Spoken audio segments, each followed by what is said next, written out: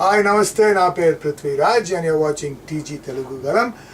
Don't forget to subscribe. Mallareddy నివాసంలో BRS ఎమ్మెల్యేలు ఆదివారం సమావేశమయ్యారు.